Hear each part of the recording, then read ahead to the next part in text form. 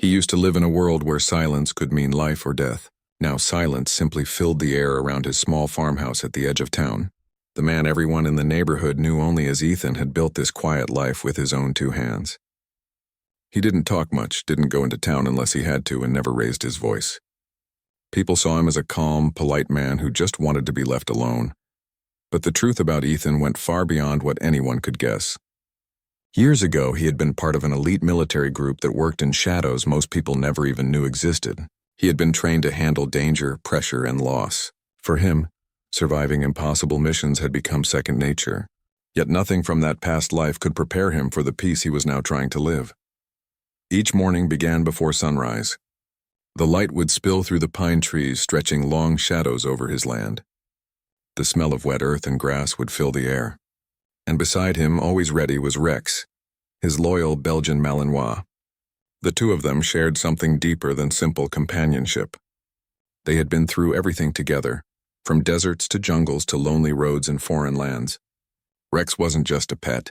He was family. Ethan often stood on his porch with a mug of coffee, watching Rex run through the open field. The dog moved with precision, quick, alert, strong. Even in retirement, Rex still acted like he was on duty.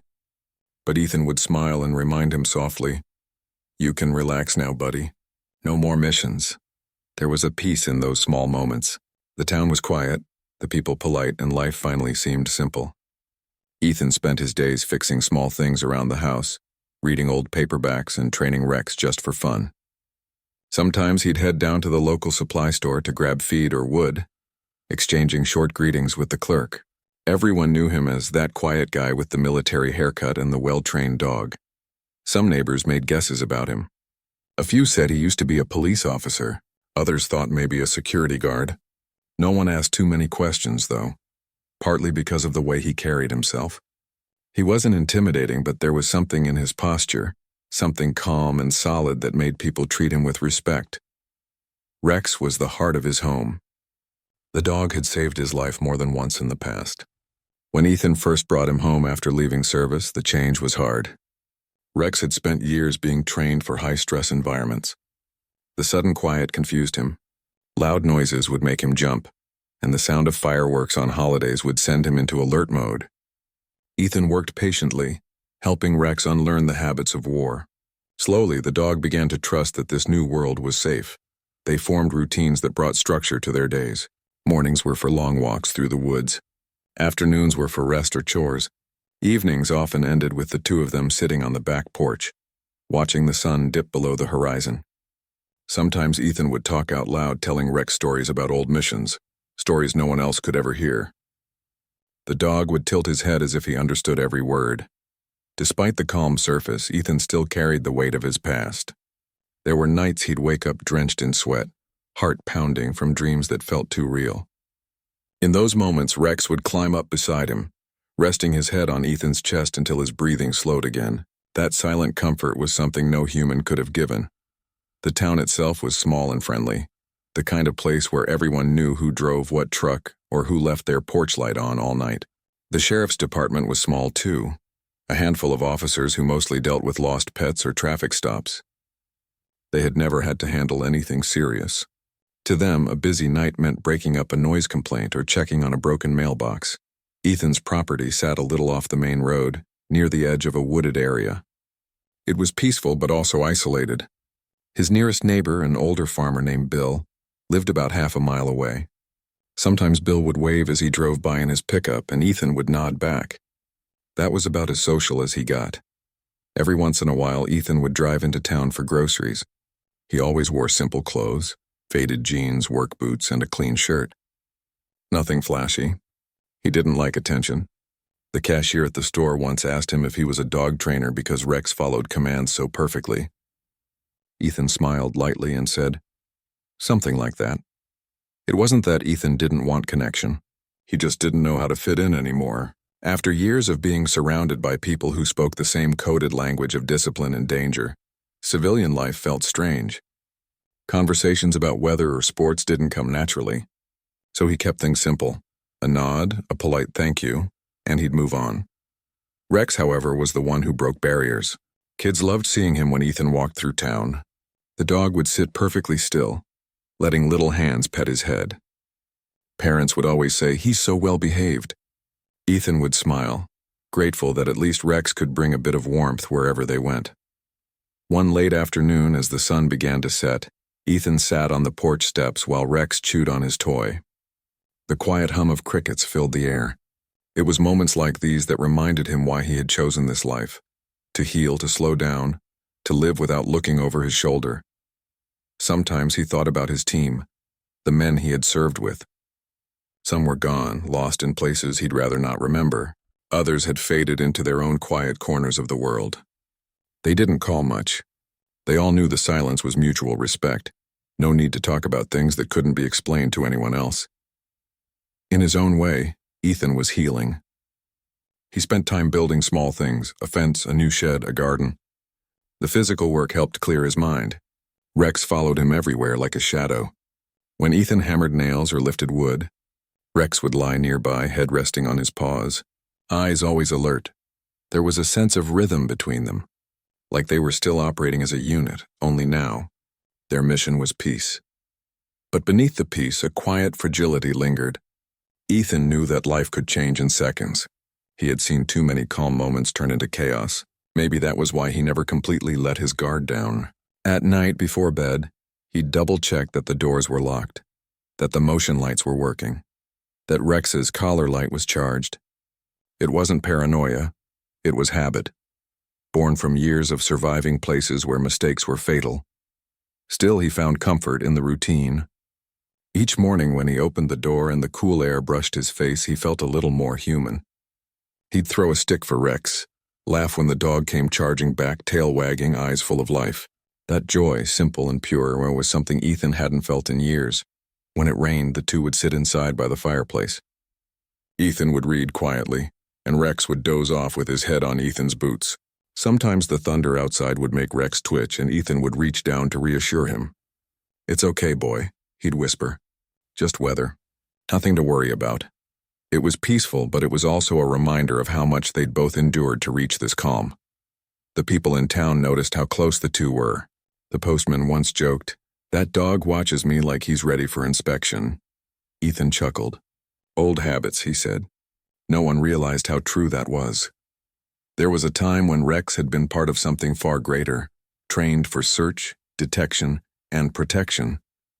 Ethan had chosen to bring him home after their last mission together. The army had offered to retire Rex elsewhere, but Ethan couldn't imagine letting him go.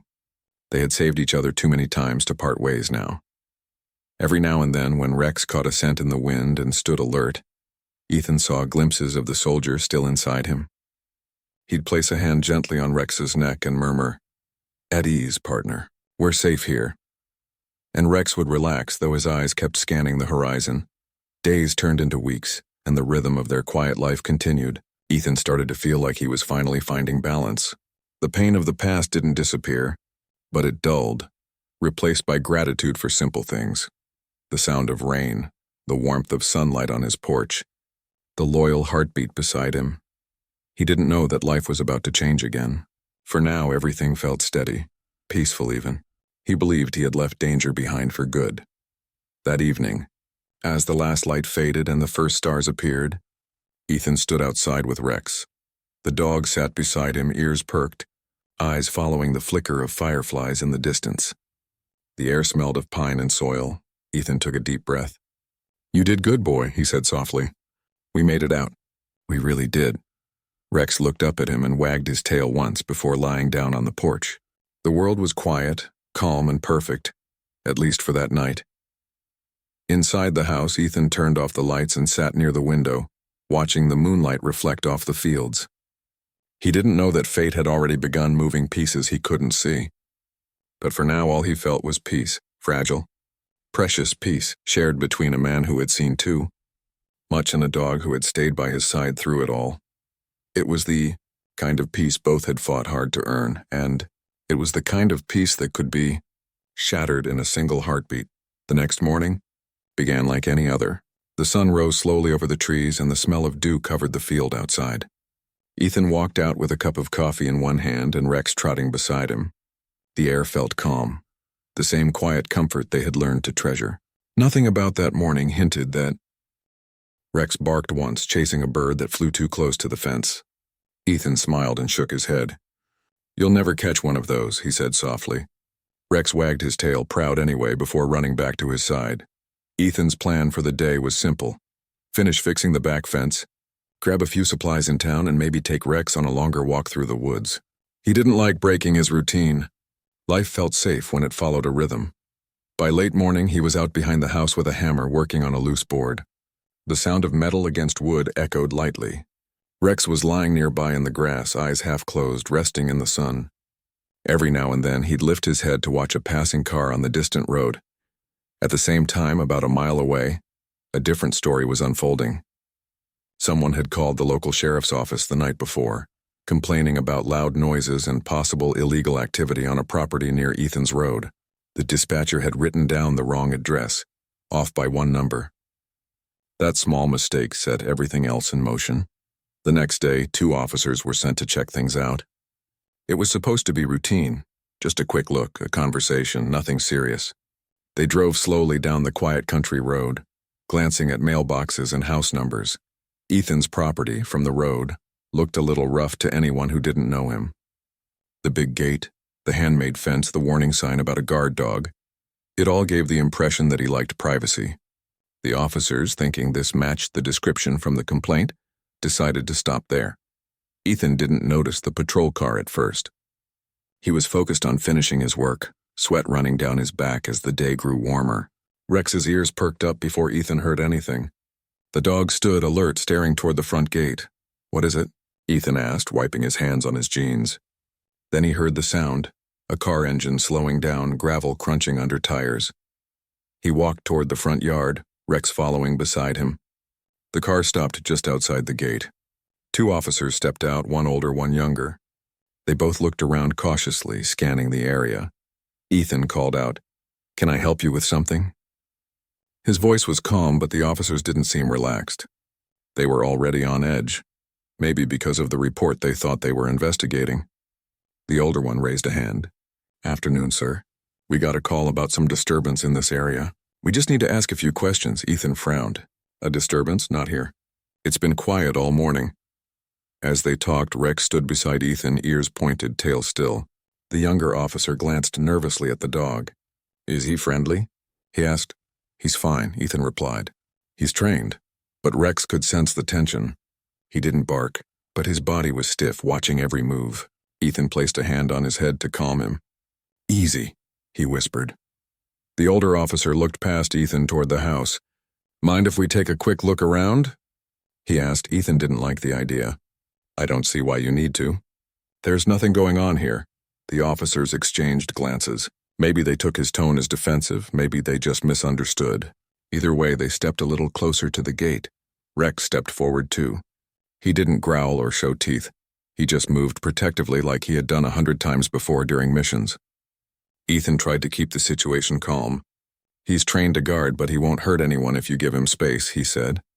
The officers stopped, but the younger one looked uneasy.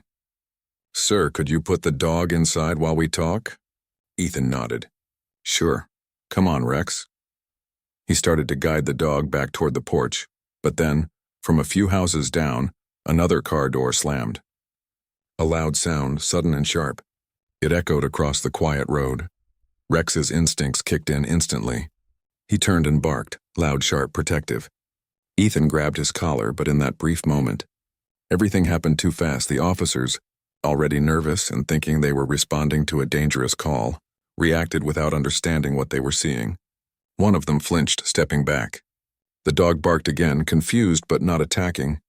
Ethan tried to shout something, to explain, to calm them, but his words mixed with the noise. In seconds, the peace of that quiet morning was gone. Then silence again. Heavy, unbearable silence. Ethan stood frozen, staring at the spot where Rex had been just moments ago. The world around him seemed a blur, the sounds distant, unreal. The officers were speaking, but he didn't hear them. All he could see was the stillness where his best friend had been. One of the officers started to apologize, his voice shaky. "Sir, I thought I didn't mean it all happened so fast." Ethan didn't respond. His hands trembled slightly, but his face stayed calm. Years of training had taught him to control his reactions, even when his heart was breaking. He knelt down beside Rex, gently resting his hand on the dog's fur. The warmth was fading, but the memories flooded in. The missions, the loyalty, the trust. The older officer stepped closer, clearly shaken. "Sir, we're going to call for help, all right?" It was an accident. Ethan still didn't move. His mind replayed everything. The bark, the flash of movement, the misunderstanding. He couldn't believe that after everything they had survived together, this was how it ended. Not in battle, not in danger, but right here at home. Because of a mistake. When the backup arrived, the small road filled with cars and quiet murmurs. Neighbors peeked from their porches, confused by the flashing lights. No one knew what had really happened. Ethan finally stood. His face looked calm, but his eyes told another story. "You made a mistake," he said softly, almost to himself. The sheriff arrived not long after, an older man who knew most of the people in town. He recognized Ethan but had never known much about him. The deputies explained the situation in hurried, nervous tones. The sheriff listened, his face tightening. "Mr. Cole," he said carefully, "I'm truly sorry for what's happened. We'll make this right. I promise you that." Ethan looked at him, expression unreadable. "You can't make this right," he said quietly. The sheriff didn't know what to say. He gave instructions to his team, told them to clear the scene, to file reports, but Ethan could tell from their movements that they didn't fully understand what they had done, not just to him, but to themselves. He picked up Rex gently and carried him inside. The house felt emptier than it ever had. He laid Rex on a soft blanket near the fireplace where the dog had loved to sleep. The sound of the officers talking outside faded away, replaced by the quiet hum of the clock on the wall. For the first time in a long time, Ethan felt completely alone. He sat beside Rex for hours, not speaking, not moving. The memories came back one after another. The day he brought Rex home, the training sessions, the moments of laughter in faraway places. Every sound in the house reminded him of his absence, the missing footsteps, the missing breath beside him. As the day turned into evening, there was a knock at the door. It was the sheriff again. "We've filed the report," he said. "There will be an investigation." Ethan nodded. "You should go," he said softly. The sheriff hesitated. "I'm sorry, son. Truly." When the door closed, the silence returned. Ethan walked to the window and looked out at the darkening sky. The flashing lights from the last patrol car disappeared down the road. He felt an emptiness that no words could fill. He knew the officers hadn't meant for this to happen.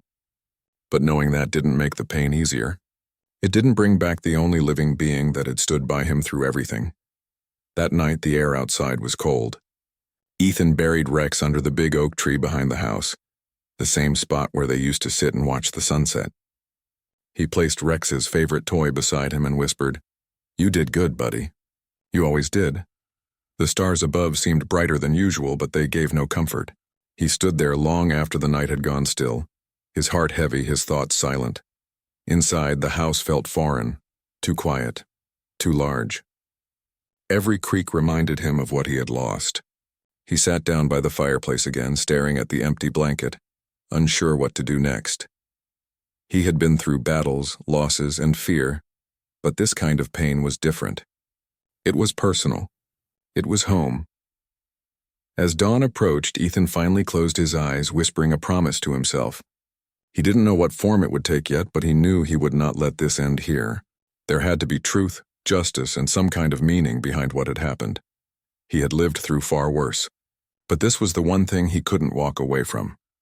The sun began to rise again over the quiet fields, lighting the world in pale gold. To anyone passing by, it looked like just another peaceful morning, but for Ethan, everything had changed. The stillness that once comforted him now felt unbearable. He stood on the porch, watching the wind move through the grass, and whispered softly, "I'll make this right." The promise hung in the air, steady and certain, the first step in a battle he never wanted but could no longer avoid. The days that followed felt long and heavy. The house that once felt warm now seemed too quiet. Ethan moved through it like a shadow, doing the same routines but without purpose. Every sound reminded him of what was gone, the empty space by the door, the silence after every meal, the way his mornings no longer began with the sound of Rex's paws on the floor. He tried to stay busy, fixing things that didn't need fixing, cleaning things already clean. But no matter what he did, the quiet followed him. Sometimes he would catch himself turning toward the door, expecting Rex to be there. Then, at first, people from town stopped by to check on him. The sheriff came once more, offering words that sounded like sympathy but felt rehearsed. "The department's reviewing everything," he said. "We'll get to the bottom of it." Ethan only nodded. "Sure," he replied softly.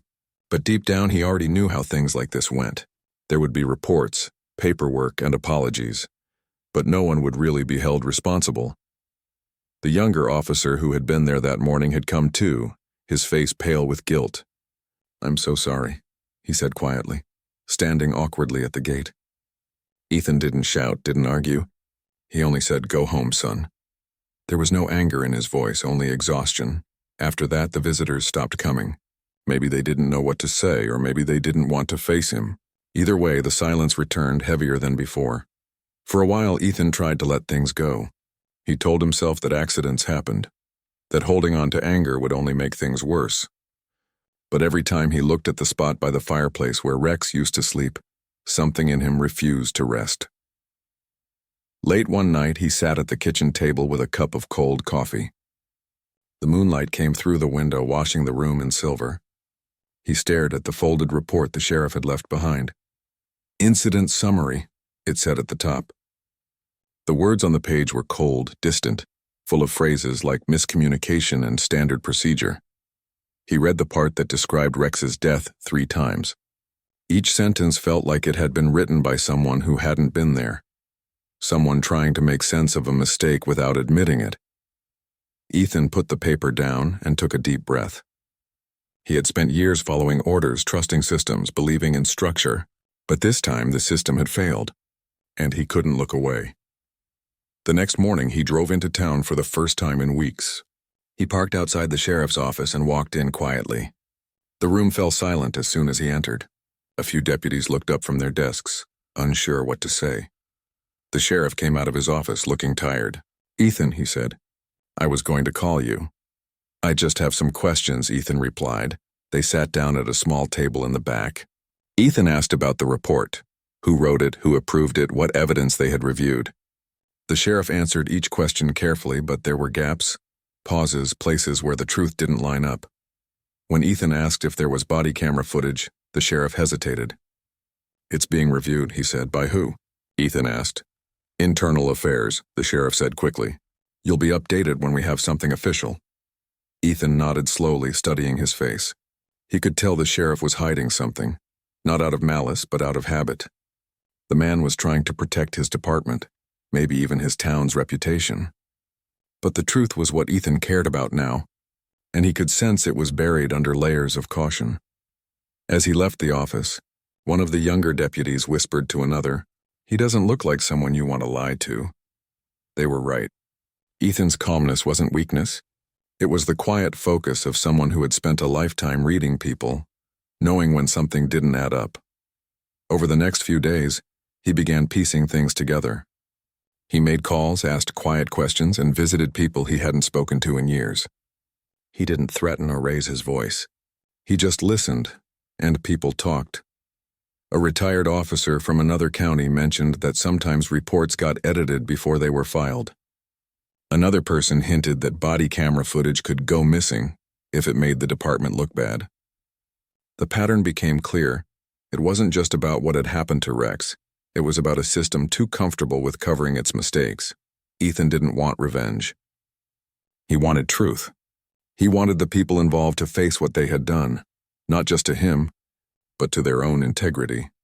At night, he sat at his desk, writing down everything he found, names, times, small details that most people would overlook. His handwriting was neat, deliberate. Years of mission planning had made him precise. The more he uncovered, the more he realized that even small towns could hide big secrets. The officer who had fired the shot had already been under review for a past complaint. The report from that case had disappeared too. The same supervisor was listed on both files. Ethan's calm turned into quiet determination. He began recording his own notes on an old voice recorder, speaking softly in the dark. "If I can't trust them to tell the truth, I'll find it myself," he said one night. In the following week, he filed a formal request for all evidence related to the incident: dispatch records, body cam files, radio transcripts. When the sheriff's office delayed the response, he didn't argue. He just waited and documented everything. He knew patience better than most. He had learned it in places where waiting meant survival. Word spread quietly through town that he was looking into things. Some people admired him for it. Others thought he was wasting his time. A few whispered that maybe he should let it go. But no one who looked into his eyes dared say that to his face. Ethan wasn't loud or angry. He was steady. And that kind of stillness made people uneasy. One afternoon, he drove out to the county office to pick up documents they claimed were ready. When the clerk handed him the envelope, she avoided his gaze. He thanked her politely and walked out. In his truck, he opened it carefully. Most of the pages were heavily redacted, thick black lines covering key sections. It was clear they didn't expect him to push further. He smiled faintly, a small, tired smile. They didn't know who they were dealing with. That night, he sat in his study again. The walls were covered with small notes and papers now, details connected by thin strings of twine, like a quiet map of truth taking shape. It wasn't about revenge anymore. It was about responsibility. He thought about Rex, the way he had trusted him without question. The loyalty of that bond deserved something more than silence. Days turned into weeks, and Ethan began sending out letters. Not angry letters, but calm, professional ones. He wrote to state offices, to journalists, even to an old contact who worked in military investigations. He explained what had happened, attached copies of the reports, and pointed out the inconsistencies. He didn't sign them with rank or title, just his name. Some of the letters came back with polite rejections. Others were ignored. But one morning, he got a reply from a local news reporter. She wanted to meet. They met at a small cafe outside town. The reporter listened carefully as Ethan explained the timeline, showing her documents and photos. She asked if she could publish the story. Ethan agreed, but only if it focused on truth, not drama. When the story went public a few days later, it spread faster than he expected. People were shocked, not just by what had happened, but by how the investigation had been handled. The sheriff's office released a new statement promising full transparency. For the first time, the quiet town was forced to look at itself honestly. Ethan didn't seek attention. He didn't talk to cameras or give interviews. He just stayed home, letting the truth do the work. At night, he still missed Rex deeply. The house was still quiet, but the silence felt different now. It wasn't emptiness, and it was purpose. He often sat on the porch looking at the oak tree where he had buried his friend and said softly, "We're getting there, buddy. One step at a time." The people in town began treating him differently. Some offered quiet nods when they saw him. A few even came to thank him for standing up. They didn't know all the details, but they sensed he was doing something right. The sheriff stopped by again one evening. "You've stirred up quite a storm," he said, half smiling. Ethan didn't smile back. "All I did was ask for the truth," the sheriff sighed. "You were right to. Things weren't handled the way they should have been." Ethan looked at him for a long moment. "That's a start," he said. The next few days were quiet again, but this time the silence didn't hurt as much. It felt like the air before rain, calm, but full of change. One morning, he received a letter from the state office confirming that an external investigation was officially open. That meant someone outside the small town system would finally review everything: the footage, the reports, the mistakes. Ethan read the letter slowly, then folded it neatly and set it on the table. He walked out to the porch, stood by the railing, and took a deep breath. The air smelled of pine and soil, just like the day before it all began. For the first time in a long time, he felt something close to peace, not because things were fixed, but because he was finally doing what felt right. He looked out toward the field, imagining Rex running through it again, full of life and energy.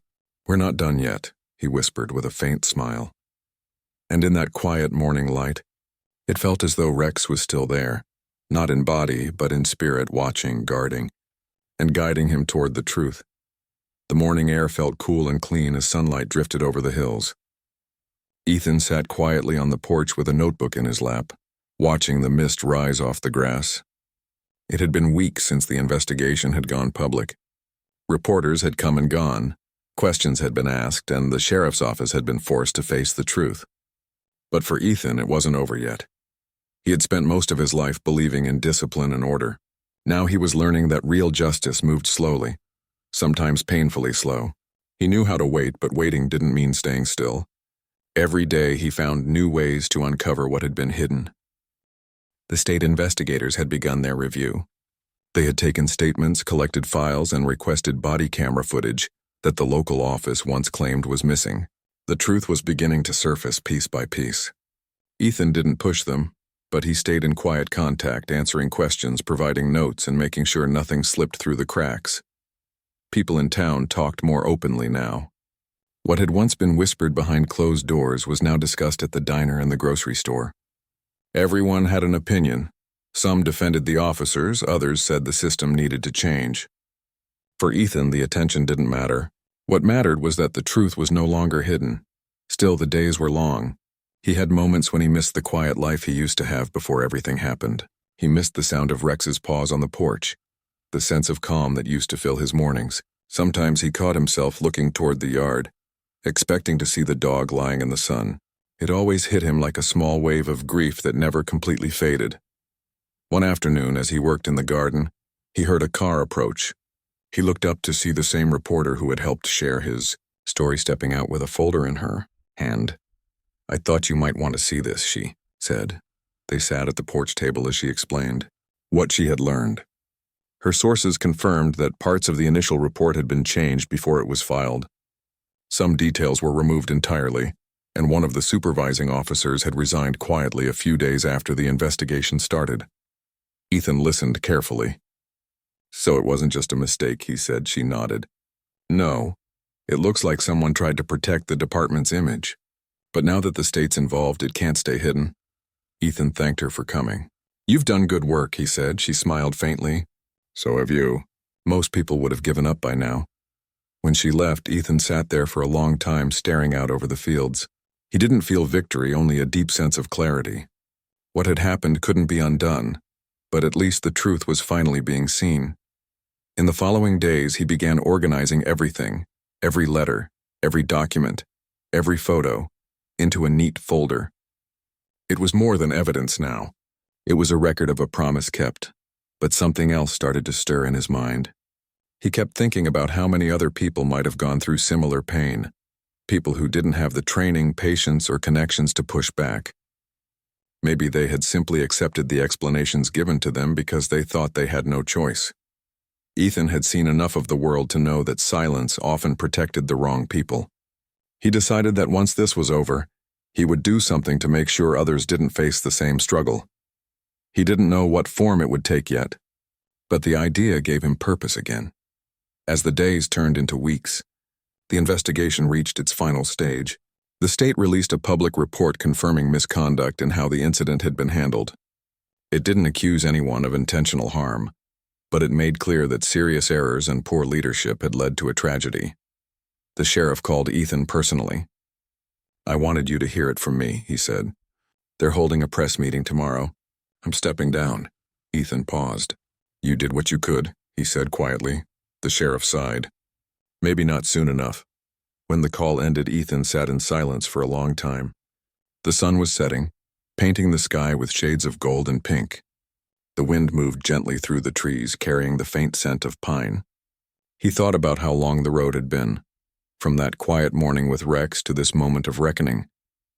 The next day, the town gathered outside the courthouse for the official announcement. Reporters stood with cameras, townspeople whispered in small groups, and the sheriff's voice carried through the speakers. He confirmed the findings and took responsibility for the department's failures. Ethan stood near the back, away from the crowd. He didn't want attention. He just wanted to see the truth spoken out loud. When the sheriff finished, a reporter asked about Ethan directly. The sheriff said, "If he hadn't come forward, we might never have known what really happened." People turned to look at him, some with gratitude, others with quiet curiosity. He nodded once but said nothing. Later, a few townsfolk came up to him, offering quiet words of respect. One older woman said, "You did right by your friend. That dog was lucky to have you." Ethan smiled softly. "I was the lucky one," he said. That night, for the first time in months, he slept without waking in the middle of the night. The nightmares had eased, replaced by a tired but peaceful emptiness. In the following weeks, Ethan received letters from strangers, people who had read about his story and wanted to share their own. Some were veterans, others just pet owners who understood the bond between man and animal. Each letter carried the same message. "Thank you for standing up." He read them all, carefully stacking them in a box on his desk. Each word reminded him that his pain had found purpose. One letter in particular caught his attention. It was from a retired canine handler who had also lost his service dog years ago under similar circumstances. The man wrote, "I've thought about giving up many times. Your story gave me strength again." Ethan folded the letter and placed it beside Rex's old collar. He looked at it for a long time, feeling both sadness and comfort. He started spending more time outside again. He fixed the old fence properly this time, built a small bench under the oak tree where Rex rested, and began planning something new, a place where others like him could come for peace, healing, and support. He began sketching ideas in his notebook: a training field, a small shelter, maybe even a fund to help veterans or officers retire their service dogs safely. The more he thought about it, the clearer it became. This was what he needed to do next. One afternoon, a local teacher invited him to speak at a small community event about responsibility and respect for animals. He almost said no, but something in him shifted. When the day came, he stood in front of a small group of students and families. His voice was calm, simple, and honest. "I've learned," he said, "that loyalty goes both ways. A dog doesn't question who you are or where you've been. It just stays by your side. The least we can do is give them the same loyalty in return." When he finished, the room was quiet for a moment before the audience began to clap softly. After that, he started to speak at more small gatherings. People invited him not because of fame, but because of sincerity. His words were never dramatic. They were simple, from the heart, about trust, forgiveness, and doing what's right even when no one is watching. Slowly, he saw change happening. The local police department began a new training program for officers working with animals. The town approved a small fund in Rex's name to help support retired service dogs. Ethan attended the ceremony quietly, standing near the back just like before. A plaque was placed near the town park, in memory of Rex, loyal partner and friend. May his story remind us of courage and compassion. Ethan touched the edge of the plaque gently. He didn't need recognition. The only thing he wanted was for Rex's memory to live on with purpose. Later that night, he sat on the porch with a soft breeze moving through the trees. He looked out at the open field, now calm and familiar again. The pain hadn't disappeared, but it had changed, shaped into something meaningful. He opened his notebook and wrote a few lines. "Some losses never leave us, but they can lead us somewhere we never expected." Maybe that's the way healing begins. He closed the notebook and leaned back, letting the stars fill his vision. The same stars that had watched him through the hardest nights now felt gentler. Somewhere in that quiet light, he liked to think Rex was still watching over him. The phone rang softly inside. It was the reporter again, telling him that the story had reached farther than they thought. Other towns were reviewing their own procedures, and new discussions were being held across the state about how to prevent similar mistakes. Ethan listened and simply said, "That's good. That's what it's for." After he hung up, he walked outside once more. The air was cool, and the grass swayed gently under the moonlight. He stopped near the oak tree and whispered, "We did it, boy. We made it mean something." The wind stirred softly as if in answer. He smiled, feeling peace settle over him, quiet, steady, and real. The road had been long, and there were scars that would never fade. But for the first time, Ethan didn't feel trapped by his memories. He felt guided by them. The man who had once lived in shadows now lived in light, surrounded by honesty, healing, and the simple truth that love, in any form, never really ends. Months had passed since the investigation ended. But for Ethan, time had begun to move differently. The house that once felt like a place of silence now felt alive again. Not loud or busy, just quietly full of purpose. Each morning started the same way: a cup of coffee on the porch, the soft sound of birds in the trees, and the feeling of peace that he hadn't known for a long time. He still thought about Rex every day, but the sadness had softened. It no longer tore through him like it once did. Now it came as a quiet ache followed by gratitude. That dog had been his companion, his protector, and his reminder of what loyalty truly meant. Ethan had begun working on something new, a project that had started as an idea written in the back of his notebook. It was a small foundation named Rex's Haven.